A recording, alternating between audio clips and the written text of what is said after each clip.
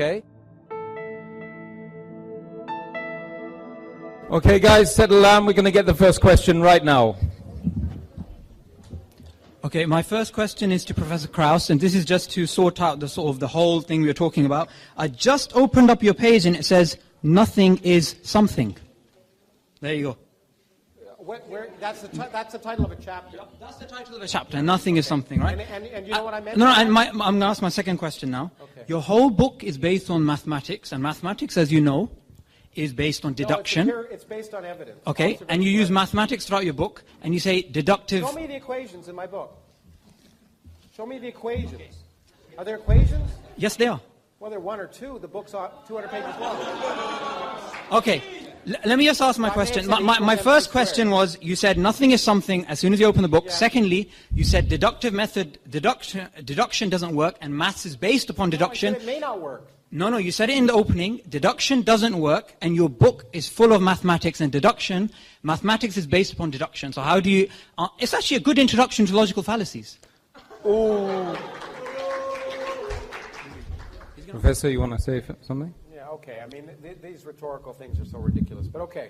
I like catchy phrases, and when I said nothing is something, it's a chapter title.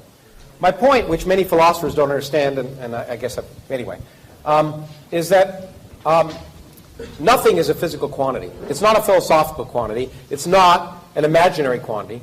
Nothing, in physics, is the absence of something. So therefore, to understand what nothing is, you first have to ask the question, what is something?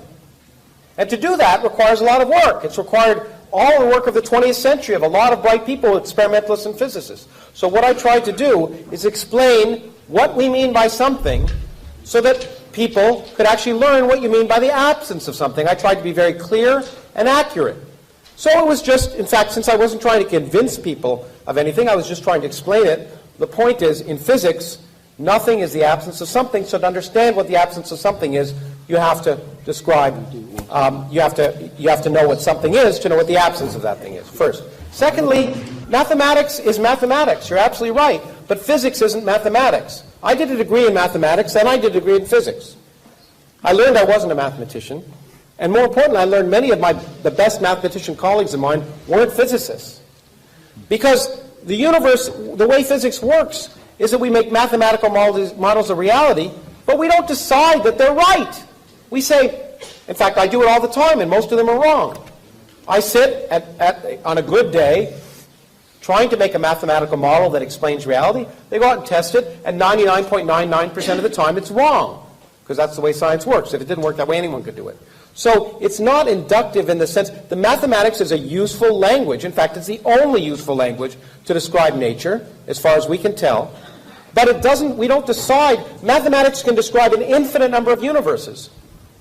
You can write mathematical descriptions of an infinite number of universes. Most of them are in our universe. The way we determine if there are universe is we go out and do experiment. Science is experimental. Without experiment, pure thought leads nowhere. If you locked a particle physicist in a room and asked her to come up with a theory of reality without any experimental observation, she'd come up with the wrong answer. Okay, you didn't actually answer the question there. Yeah? Just to reiterate, because you didn't actually answer it, yeah?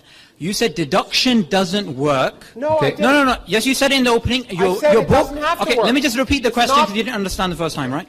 You said deduction doesn't work, and your book has mathematics. And what I want to ask you is... fine, I agree with you. Next question. Okay, what is deduction? That's my question. What is deduction? Do you even know what deduction is? Because I studied mathematics at university. I don't even think you know what it means. What is deduction? You know what? Yeah. What is deduction? Let me just say, let me just say this, okay? You can make definitions of things. I can try and figure out how the universe works. I'll make progress, and you'll sit here. Okay, thanks very much. Next question, please.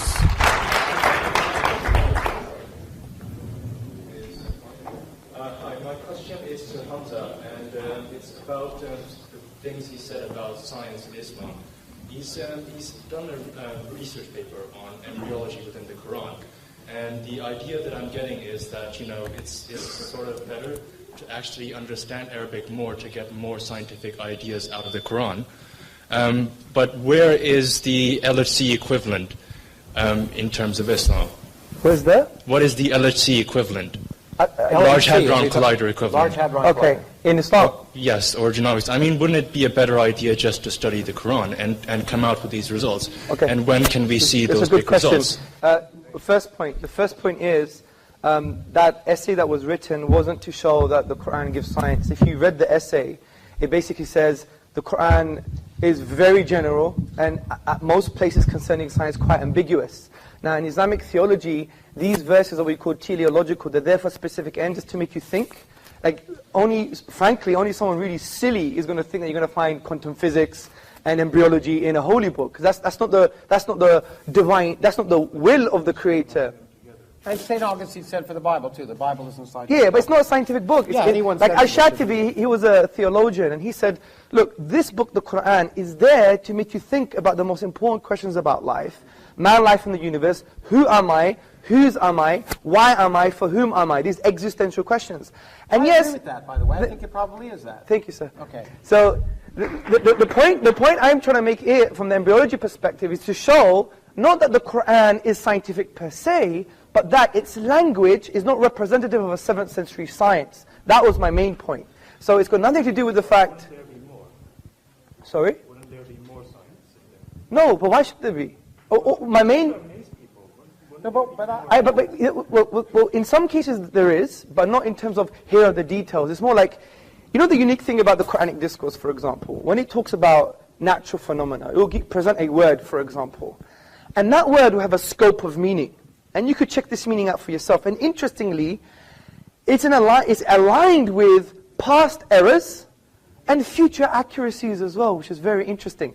So, yeah, but I would argue that in some cases that you do see future accuracies. However, I don't believe. Let me make my point. My argument for the Quran is not a scientific one, because I believe science, as Professor Krauss admitted and really didn't answer somehow, was that the inductive method doesn't give you certainties. So we believe the Quran we can prove deductively, and it tells us to do the science, to see how things work. We may be wrong or we may be right. So it would be only erroneous to say that something that is deductive can be proven via something that's speculative or inconclusive. And this is why, I empathize with you, the current trend in our modern, what we call da'wah, propagation of Islam, is heavily reliant on science. But we have to understand what science is. That's why I wrote the essay on have we misunderstood evolution. I don't deny the science of evolution. I just go to modern academics on the philosophy of science. And there are issues, like the problem of hard or weak empiricism, the problem of induction, falsification, and so forth. So from that perspective, I think you've misunderstood the point of the paper. But I hope I elaborated. To suggest that evolution was not as well and tested a scientific idea as gravity or quantum mechanics. We make new drugs based on it. In fact, the evidence of evolution makes evolution a fact.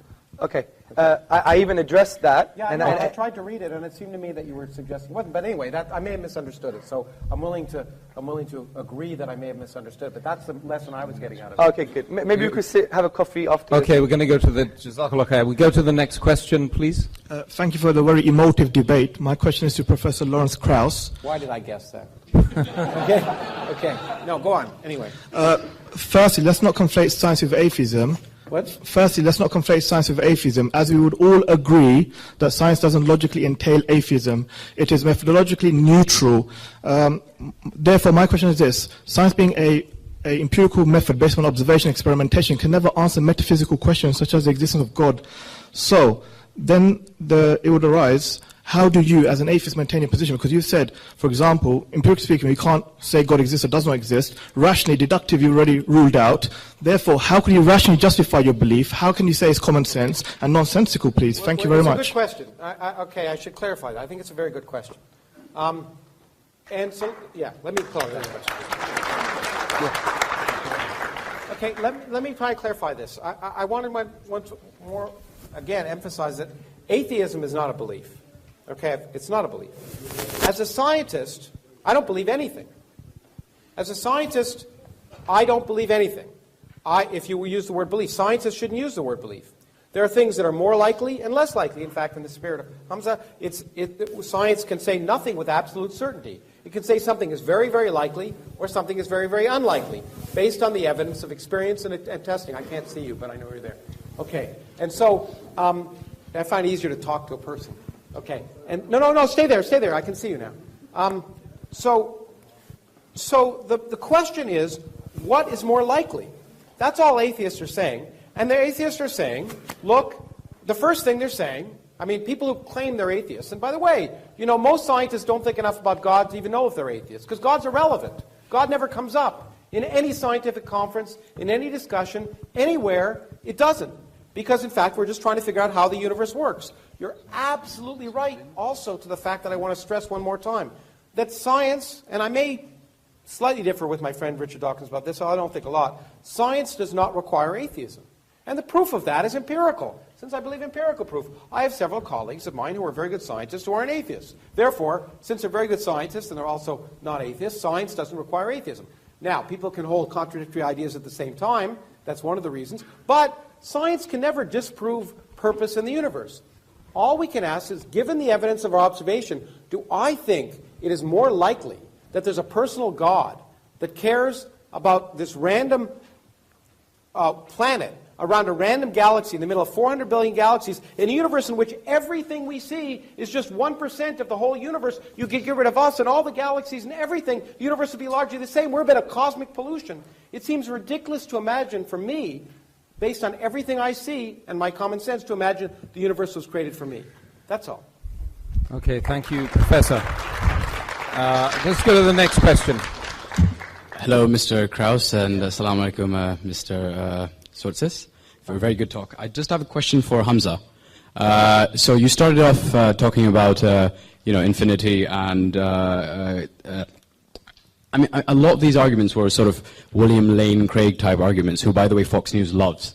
Now, my question is, we've got a guy here who's written 300 books in astronomy, cosmology, whatever, and I mean, there is a lot of talk about Islam, about the Quran having scientific evidence behind it, cosmologically as well. Why didn't we ask him these questions? Why didn't we say, well, I don't know, you said that, you don't know, so why not ask him? He's there.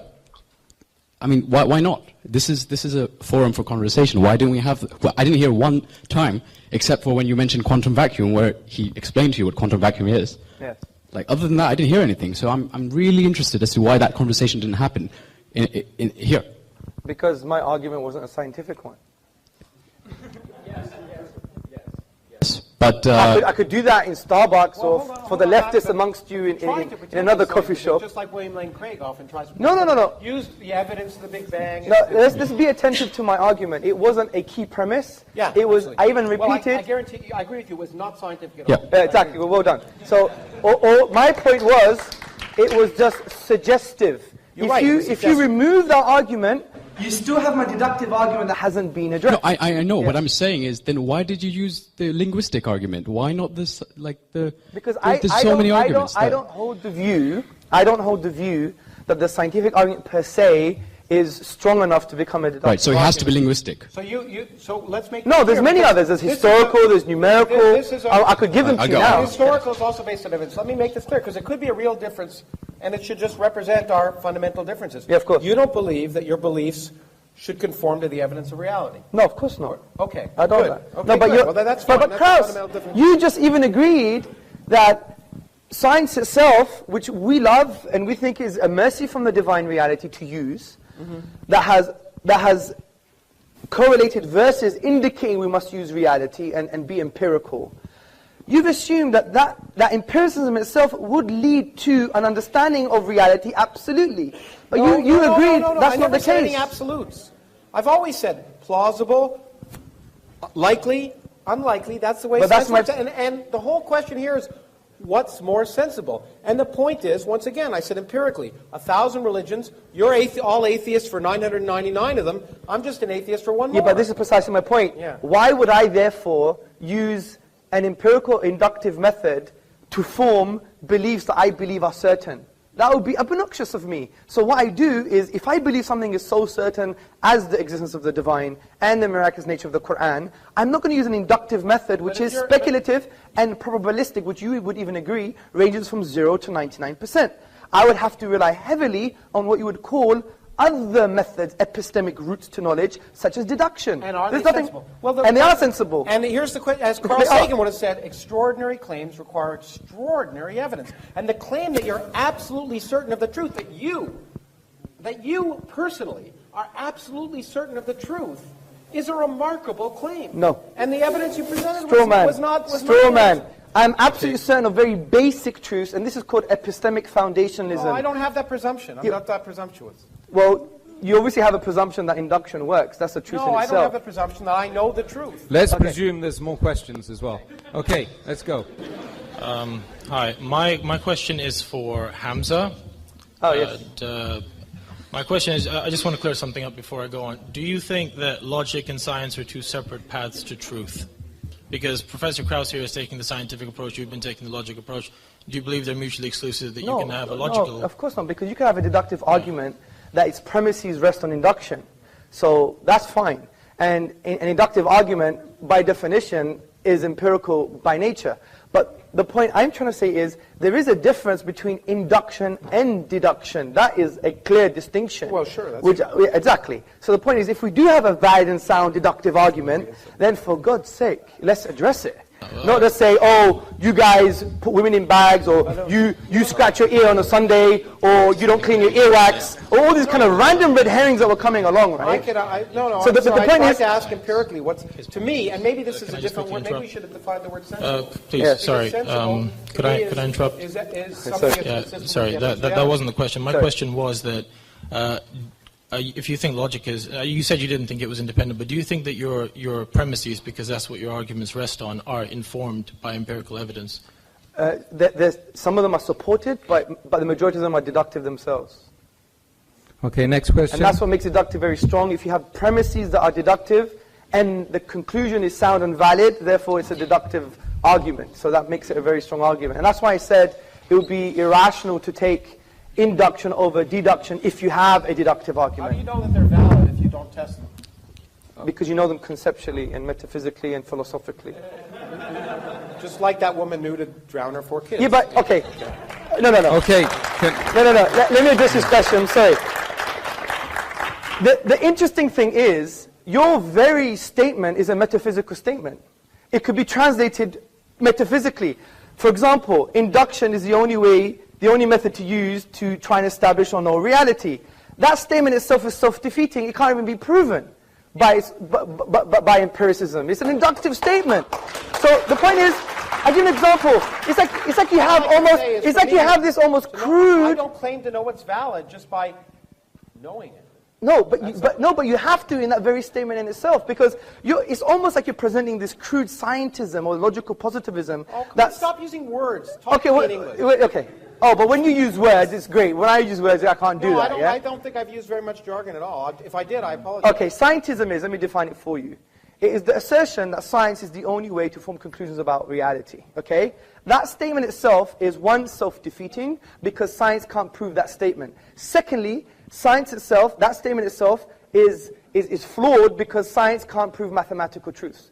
Also, it can't prove ontological truths. It can't prove moral truths, historical truths. If you study epistemology... Sorry, excuse me, sir. How do you know it can't prove historical truths? Let me make a point, sir. How do you know it can't prove moral truths? So you're making these Okay, let me make a point. How do we know Aristotle existed? There's lots of evidence. Okay, let me give you a piece of evidence that I know. We know him through Plato. Okay? It's highly likely that he existed, which is what science would say. Yeah, but let me make my point. Even anyone studying epistemology, which is the study of knowledge and belief, you would know that the majority of your opinions in this room as well is based on non-empirical evidence. It's based on... Let me finish. I understand that could be wrong. Yeah, but Aristotle may not have existed. Yeah, but you're missing a point. I'm trying to show you there's other routes to knowledge, sir.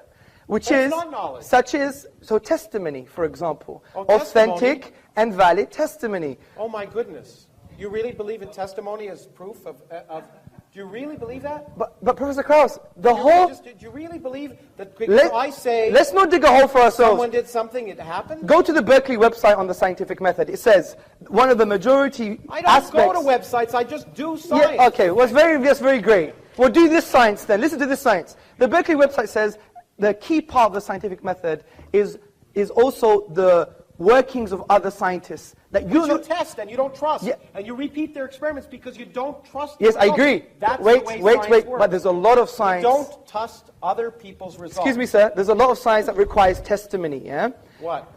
Lots of science. What? Okay, I'll give you an example. Have you done every single experiment concerning evolution? No. So you believe it's true? Thank you No, very no, much. I don't know. What else do you want to say? Do you want me to answer? Do you want me to answer? Do you want me to answer your question? Of course or I not? do. Of course I do. You gave an answer before I even answered it. Come on. okay. You're accusing me of things I did to you. Yeah, no, I'm I don't learning believe in from the anything. best. I told you, I don't believe in anything. I think, based on the evidence of my experience Yes. and everything I see in the world around me, that evolution is highly likely. Okay. And that's what I would call a fact. So when you had an interview with... Unbelievably highly likely. Oh, okay. As highly likely as even though I haven't ever been in space, although I wouldn't mind. Look, I believe I believe in gender equality, The and there's Earth is the round. only woman who wants to answer a question in the room right now. She's standing there. I Let's agree. do it. I applaud that. I applaud you for that. I just wanted to make a comment about the incident that happened before this event began. I acknowledge that the brother who couldn't find a seat where he was coming from, but I believe that he has a right to sit where he wanted to, but there has been some misunderstanding. Firstly, Islam makes it very clear that equality is incredibly important, and that no black man, for example, is superior to a white man, and vice versa. But the issue here was not one of superiority, as no one imposed segregation upon him. He was allowed to sit with the ladies at the back, and he was also allowed to sit at the front with females. But if some of us, if some of the ladies chosen to sit at a distance from the men, why must he impose himself upon us? If I sat in a restaurant with my friends away from men, would it be appropriate for him to join me at my table too? And I'm basically offended by his disrespect for my values.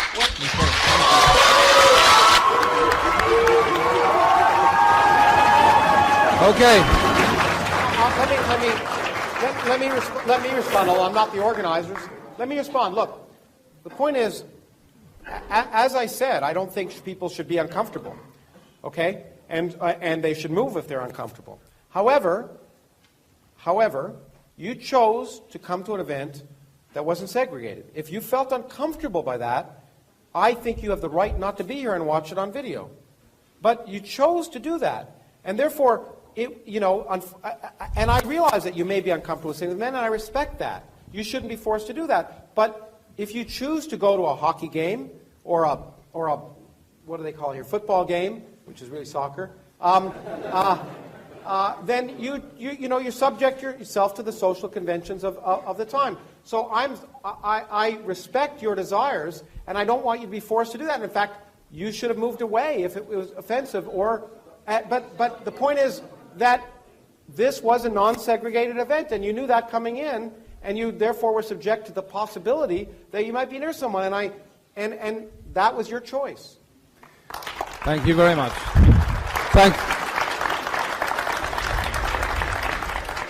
Okay, thank you very much. Thank you very much. You guys, mashallah. Oh, sorry.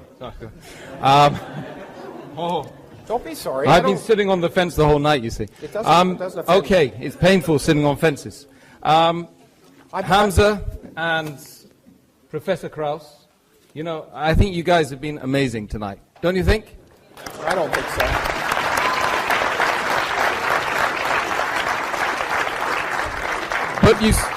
But you still got to convince the audience up there, so you've got 2 minutes each. Oh, well, no, I'm glad we had more dialogue than, as I once said, because I just think the debate format is a stupid format. Forgive me. It just doesn't lead to the kind of interaction. Actually, there's been some positives that have come out of the fact when Hamza and I have talked that have been much more positive than when people make these rhetorical long statements and trying to find things and try and sneak the other person into some logical contradiction. It's just not good for education. My intent, and I'm sure I've offended people here, my intent was not to offend. I always offend, and I offend some of my scientific colleagues too. My intent was just to raise questions and encourage people to think about issues. And for that, I hope that some of the statements I've made will cause people to think. And indeed, my whole point is that given access to information, and I believe you should get access to information about the world really works, which is why I write scientific books and I speak, because I think these are some of those beautiful ideas people have ever come up with, that we shouldn't be afraid of them, we shouldn't fear them, we shouldn't view them as, if, in fact, if they offend our beliefs, that's a good thing, because it means our beliefs are wrong. And that, as I say to students all the time, is the greatest gift we can have. Changing our minds and learning is what's produced the progress that allows this room to happen, that allows these video cameras to be recording things. So I just hope that as I hope I am willing to change my beliefs or change my mind in the presence of evidence and get information, that I hope that some of the things I've said have spurred your thinking, and I certainly don't want to convert you into anything. And so thank you for listening. Hamza? Oh dear. You know what, something inside me thought I knew it would be like this, because when I watch Professor Krauss, although I disagree with him, I love his style. And my dad would love your style as well. It's like, I don't care, I'm going to be me, get over it. You know? So I do respect that, I do respect that. Good. And the other thing I do you're respect... that way too, don't you think? Yes, we're the same. Okay, well, then we're you the go. same. That's why there was like almost an explosion here on atomic levels. Yeah? I mean, interestingly, we have a lot in common. We both like Star Trek. So, you know, I know it's not real. Sorry,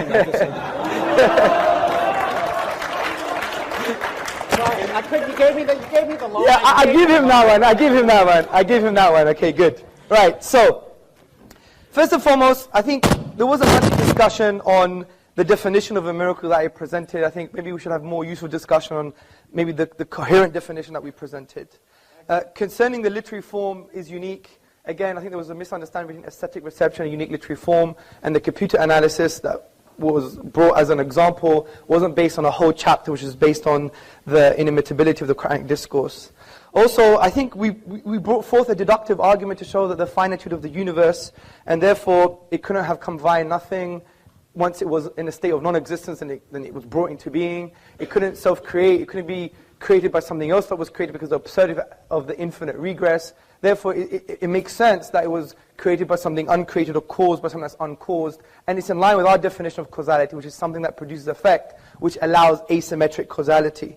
Also, when we talked about the infinite, we talked about the quantitative infinite, not the qualitative infinite. And I think the examples the professor gave were based on axioms and conventions in the mathematical realm of discourse rather than in reality. So that's what I have to say. I don't think the key premises of my argument were addressed. And I think it shows the veracity of Islam from that perspective, because if it was so wrong and so rubbish and so nonsensical, we would have had a strong counter-argument from that perspective. But this is going to be unaddressed until the Day of Judgment, I believe.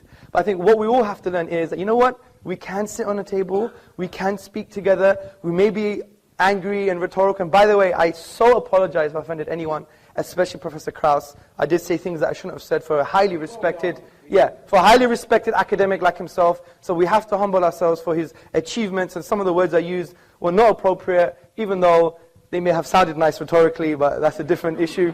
The point is, you know, at the end of the day, let's be human, let's connect with one another without presuppositions, and that's very hard to do. But the only way to do that is just really divorcing our drama and our presuppositions when we try to engage with someone, and that's what we teach in our courses all the time. Engage with a human being, not just with his beliefs or your perception of who he is.